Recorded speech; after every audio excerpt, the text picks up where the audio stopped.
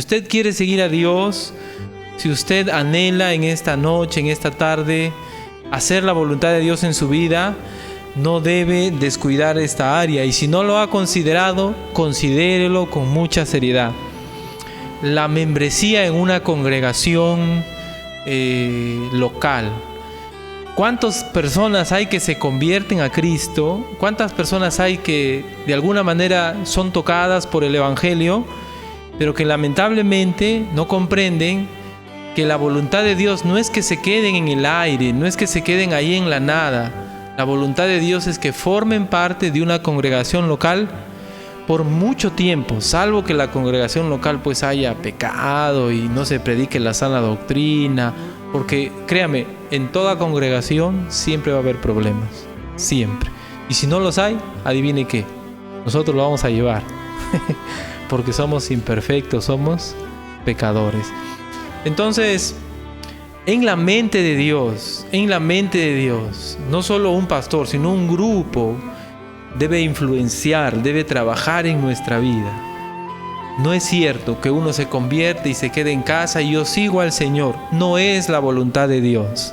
La voluntad de Dios es que no solamente congreguemos en un lugar físico o en este tiempo virtualmente, sino que seamos miembros activos de una congregación local. Cuando uno revisa la palabra de Dios, las personas no solo se arrepentían y no solo buscaban al Señor, sino que inmediatamente, sin demora, casi sin dilación, salvo algunas excepciones que por la historia luego se entiende que llegaron a otros lugares y establecieron congregaciones, la mayoría, que si no por decir todos, los creyentes cuando se arrepentían en la palabra de Dios, llegaban a formar parte de un grupo que era organizado, distinguible, establecido, un grupo con reglas, con líderes, etc.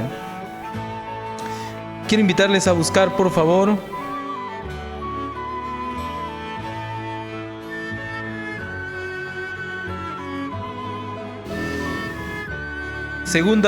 Primera a los Corintios 16, 2 y 3. Primera a los Corintios 16, 2 y 3. Lo que estamos mirando entonces es cómo eran estos grupos, qué facultades podían tener. Y esto es importante notar. Puede ser que nosotros estamos cargados con otras cosas, quizás venimos con diferentes temas y necesidades y está bien, Dios puede ayudarnos.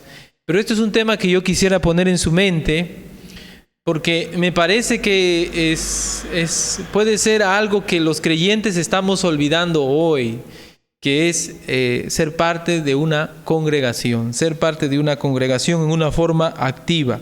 ¿Y cómo eran estas congregaciones? Estamos mirando la práctica. ¿Cómo eran estas congregaciones? ¿Cómo era la práctica de ellas?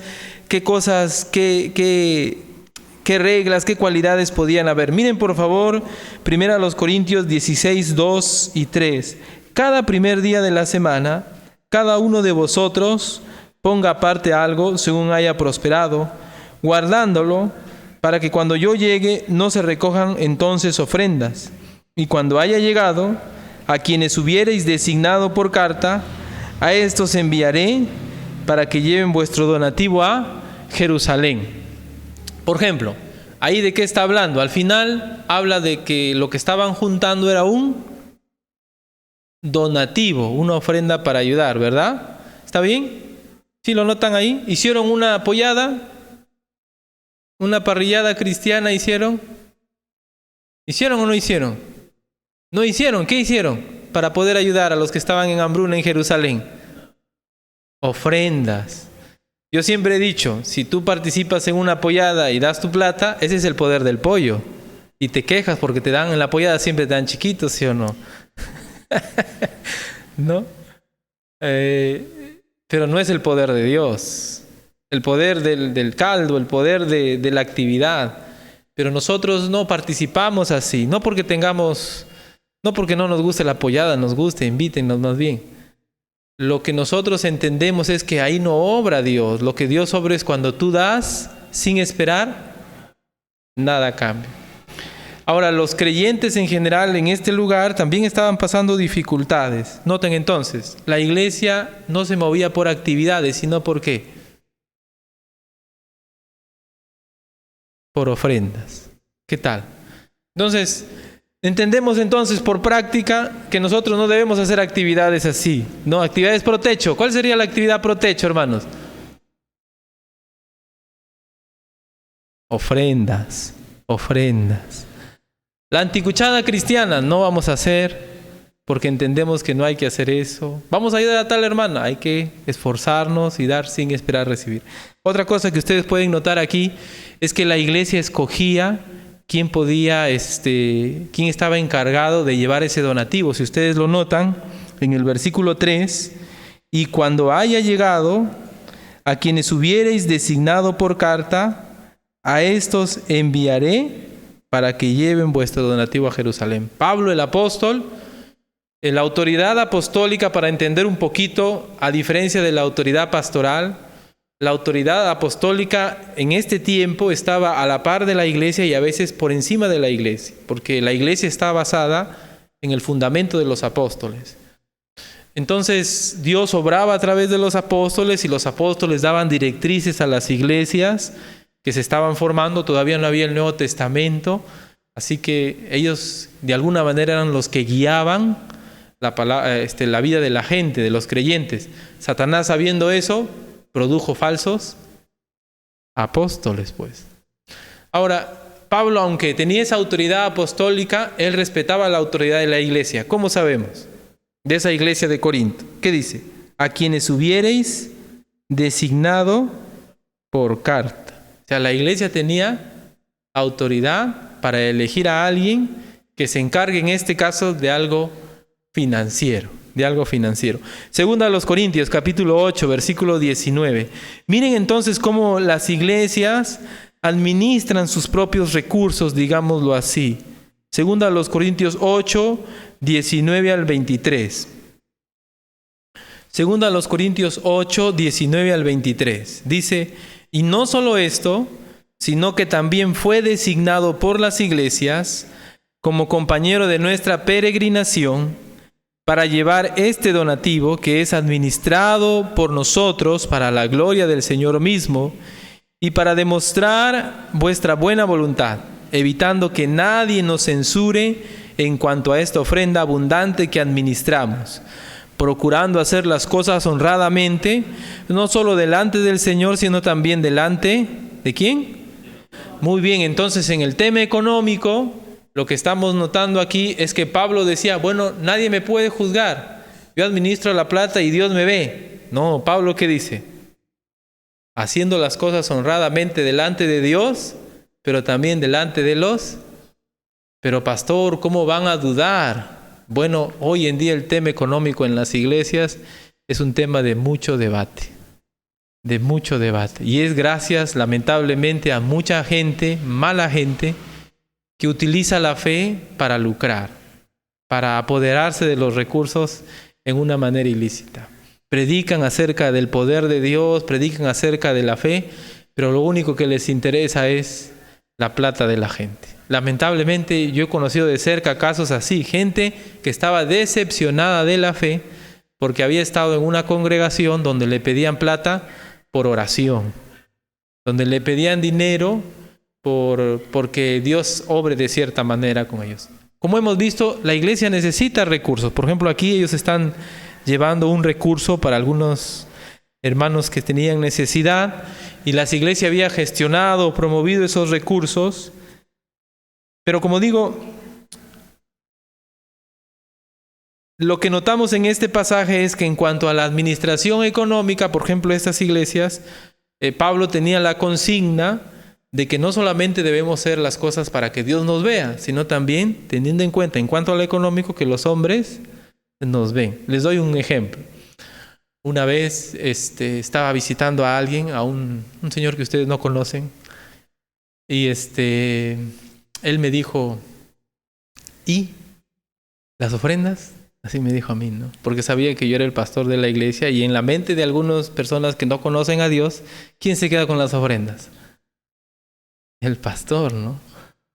Entonces yo le dije, la verdad pues, yo no administro los recursos de la iglesia escoge a un tesorero, la iglesia tiene un presupuesto. Entonces, aunque Dios nos ve, las acciones que tomamos hacen también que los hombres nos vean. Y de alguna manera eso es hacer honradamente las cosas ante Dios y ante los hombres. Entonces noten, queridos hermanos, cómo en una congregación en ese tiempo las congregaciones administraban sus recursos. Miren por favor Hechos 11:29. Hechos 11:29. Nuevamente, otra vez, ellos gestionaban ofrendas.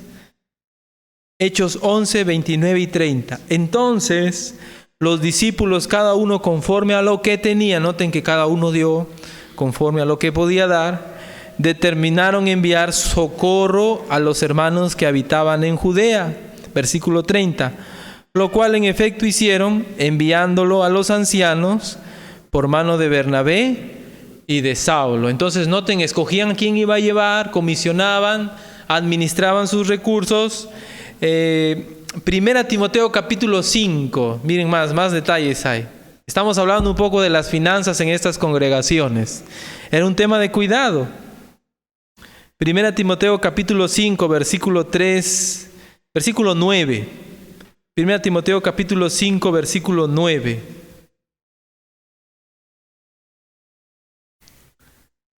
Sea puesta en lista solo la viuda no menor de 70 años, que haya sido esposa de un solo marido.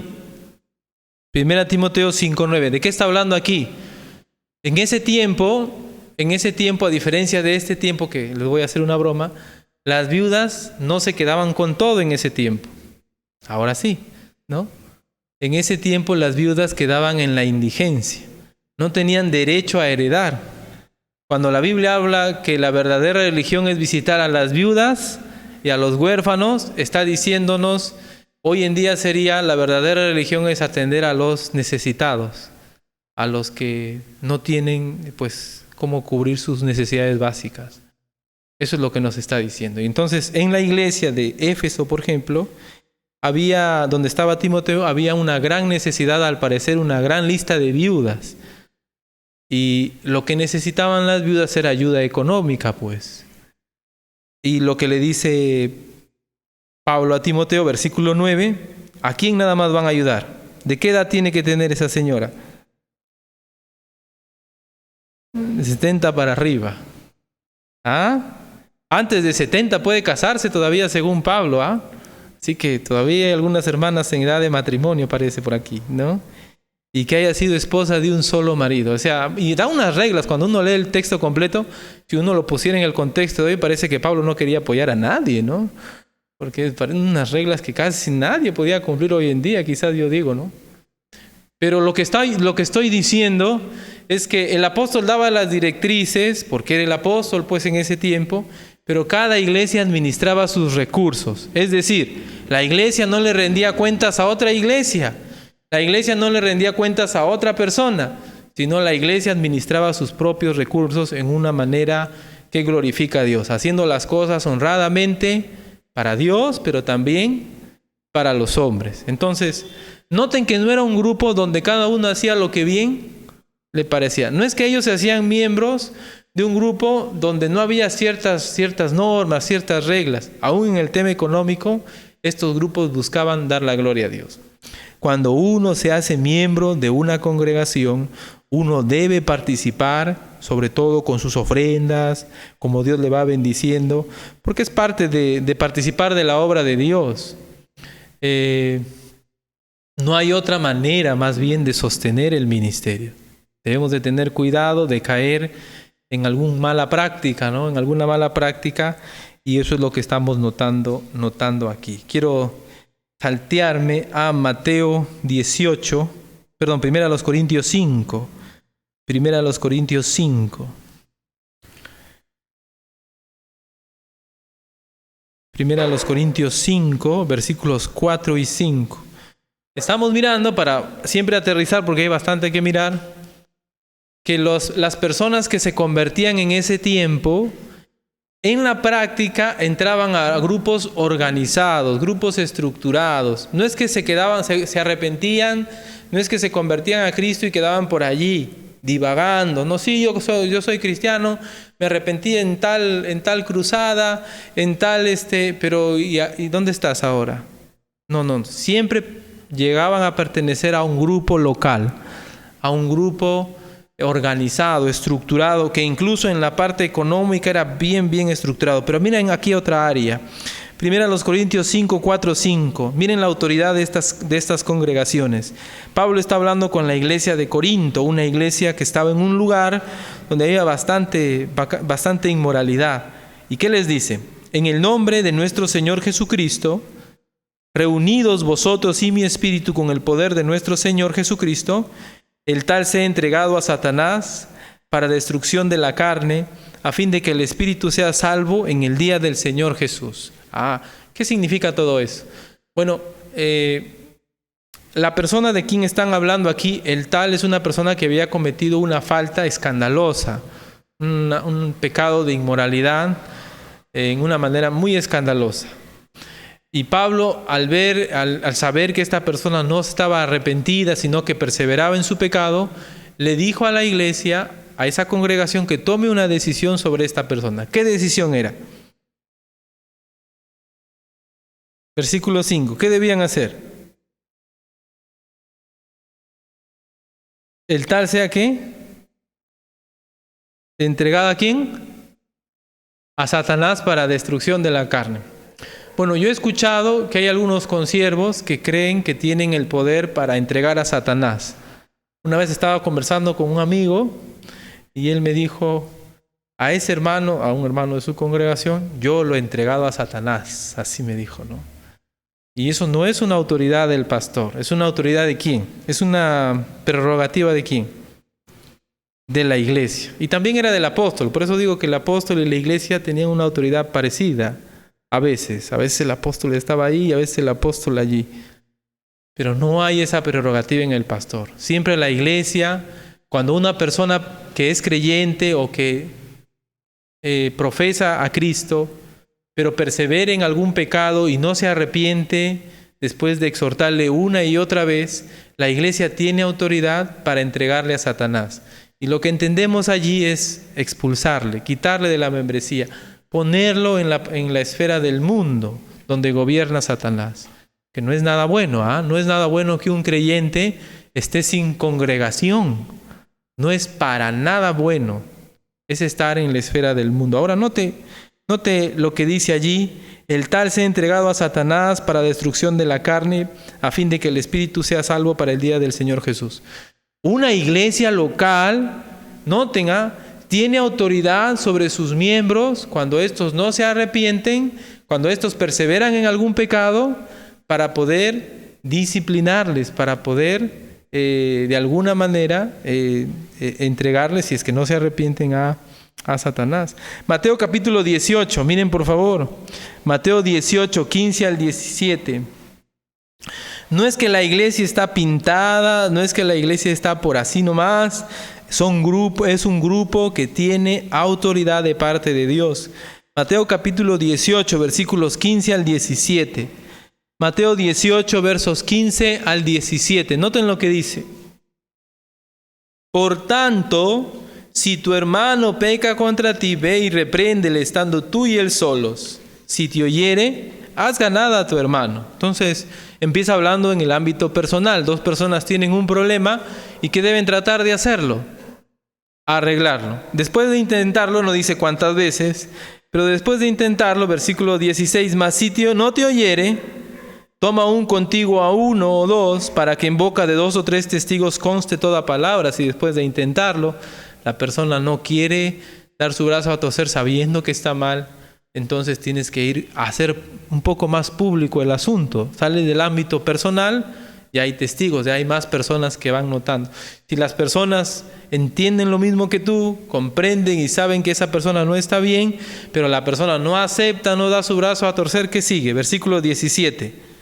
Si no los oyere a ellos, ¿qué dice?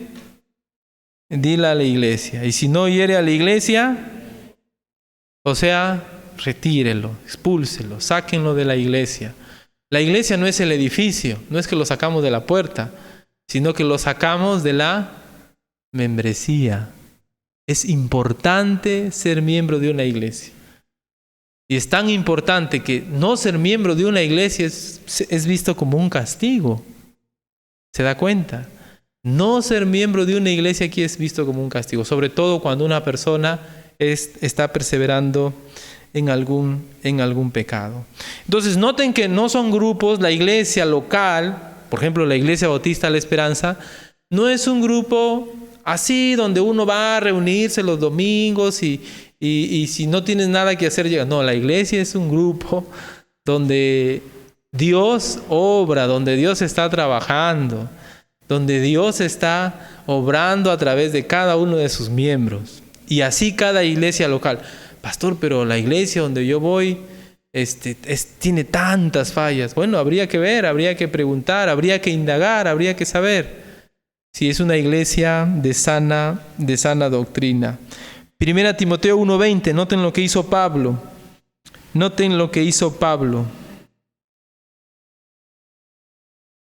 1 Timoteo 1:20, noten lo que hizo Pablo. De los cuales son Himeneo y Alejandro. Y esto es Pablo, pues Pablo es autoridad apostólica. A quienes entregué a Satanás para que aprendan ¿a qué? Himeneo y Alejandro estaban enseñando que la salvación no es por gracia, que la salvación es por guardar la ley, por obras, que tú te salvas por ser bueno y te condenas por ser malo. Eso estaban enseñando Himeneo y Alejandro. Y Pablo dice, si es por ser bueno o por ser malo, yo me hubiese perdido porque yo soy el más malo de todos.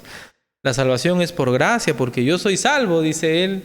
Incluso soy ministro, dice Pablo, por la gracia de Dios. Entonces, como Himeneo y Alejandro no querían dar su brazo a torcer, Pablo, como apóstol que era, no necesitó de la iglesia, él era apóstol, pues los entregó a Satanás. O sea, los puso en la esfera del mundo, fuera de la protección de la iglesia local. Hoy en día nosotros los pastores no podemos hacer eso.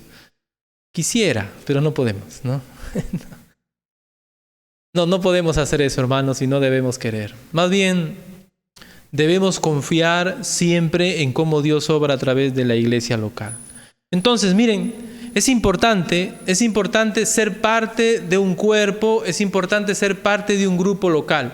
Es importante entender que cuando uno se arrepiente, que cuando uno se entrega al Señor, no puede estar solo, sino pertenecer a un grupo, y un grupo que no es cualquier cosa, sino un grupo que tiene autoridad sobre sus miembros. Un último texto, 1 Corintios, capítulo 6, versículos del 1 al 6. 1 Corintios, capítulo 6, versos del 1 al 6.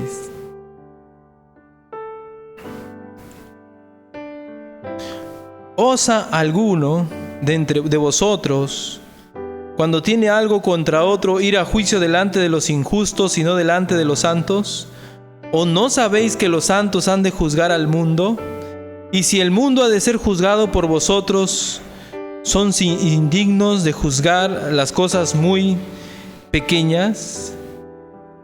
Si pues tenéis juicio sobre cosas de la vida, ¿ponéis para juzgar a los que son de menor estima en la iglesia? Para avergonzaros lo digo, pues que no hay entre vosotros sabio, ni aun uno que pueda juzgar entre sus hermanos, sino que con el hermano pleitee en juicio, y esto ante los incrédulos. ¿Qué nos está diciendo aquí? Que aún en las cosas de este mundo, las iglesias locales tienen autoridad para juzgar. Aquí, por ejemplo, Pablo está avergonzándole a algunos creyentes que estaban teniendo juicio entre ellos. ¿Habrá casos así donde los creyentes tienen juicio entre ellos? Yo creo que sí hay en este tiempo también. Creyentes han malentendido el asunto y de repente en la iglesia hay otra persona y hay juicio ante las personas que no conocen a Dios. O sea, lo que estamos diciendo es que los grupos locales, las congregaciones locales, no son congregaciones desorganizadas, no son, en la palabra de Dios, en la práctica, congregaciones que son irrelevantes para la vida de una persona. Todo lo contrario, son congregaciones que tienen autoridad. La congregación, la iglesia local, tiene autoridad sobre cada persona que pertenece allí. Y estar fuera de una iglesia local, literalmente, no pertenecer a una iglesia local, es estar bajo la esfera ¿de quién? ¿Bajo la influencia de quién? De Satanás directamente. Debemos esforzarnos en reflexionar en nuestra vida. Queremos arrepentirnos, queremos buscar a Dios, queremos seguirle, queremos confiar en Jesús como nuestro Señor. Qué bueno si usted no lo ha hecho todavía. Pero si lo haces, recuerda que la voluntad de Dios no es que te pierdas por ahí. Sí soy creyente, pero sigo a Dios a mi manera, en mi forma. No, la voluntad de Dios es que pertenezcas a una iglesia local. Y las iglesias locales tienen autoridad. Tienen autoridad sobre sus miembros. Tienen autoridad incluso sobre el pastor como iglesia. Así que administran sus recursos, envían comisionados, en fin. No son grupos así nomás. Quizás usted es miembro de la iglesia. Quizás usted en esta noche que me está escuchando es parte de este cuerpo de la iglesia local. Pero quizás está un poco desanimado, apartado, frío. Reflexione. No está bien, no es la voluntad de Dios ser creyentes que no somos activos en nuestra iglesia local. No está bien. Dios no quiere que los creyentes vivan así. Dios lo que busca es que los creyentes sean activos, que estén poniendo el hombro, poniendo la mano en el arado en la iglesia local. Gracias, Señor, por esta noche. Gracias por tu palabra. Nos deleitamos, Señor, en entender un poco más cómo es que tu iglesia funciona y cómo es que tú en la práctica, Señor, nos muestras cómo es que los creyentes vivían en ese entonces. Las iglesias, oh Dios, no tenían una organización humana, digamos así, sino una organización de parte tuya. Tú habías establecido a los pastores, a los ancianos, tú habías establecido a los apóstoles y todos, Señor, estaban bien avanzando en ese camino. Tú diste autoridad a las iglesias locales, oh Dios, por lo que vemos en tu palabra, para autogobernarse, para autoadministrar sus recursos, para elegir a sus líderes, elegir a quienes han de comisionar, a quienes han de enviar. Señor, y todos nosotros, todos aquellos que somos miembros de una iglesia local, somos responsables ante la iglesia. No podemos hacernos a un lado, no podemos, Señor, hacernos de la vista gorda y quedarnos en el aire. Todo lo contrario. Estar fuera de una iglesia local es estar lamentablemente bajo la esfera de Satanás. Ayúdanos, Señor, a reflexionar. Porque puede ser que sí, con sinceridad queremos seguir a Cristo, pero no nos damos cuenta que estamos haciendo mal al no integrarnos a una iglesia local, al no ser parte de un grupo que va a tener autoridad sobre nosotros, sino que quizás no queremos hacernos tener más problemas. Ayúdanos, Señor, porque esa es tu voluntad. Quizás hay alguien en esta noche que quiere entregarse a Cristo, que quiere arrepentirse de sus pecados, que no quiere estar ya más bajo la esfera del diablo. Ayúdale, Señor, a entender que la única manera es arrepentirse de corazón de la vida que está llevando y confiar en Jesús como su Señor y como su Salvador. Padre, gracias por aquellos hermanos que están participando en esta congregación en una manera activa. No somos perfectos, tenemos fallas, pero gracias por cada uno de ellos. Y te suplico por quienes de alguna manera se han enfriado, de alguna manera han decaído en esta importante, Señor, práctica, ser miembros activos de la iglesia local. Hazles ver, Señor, que no es tu voluntad, que tú deseas, que tú anhelas, que participemos cada vez más y con mayor compromiso. Gracias te doy, Señor, por este tiempo, gracias por tu palabra, en el nombre de Jesús nuestro Salvador. Amén.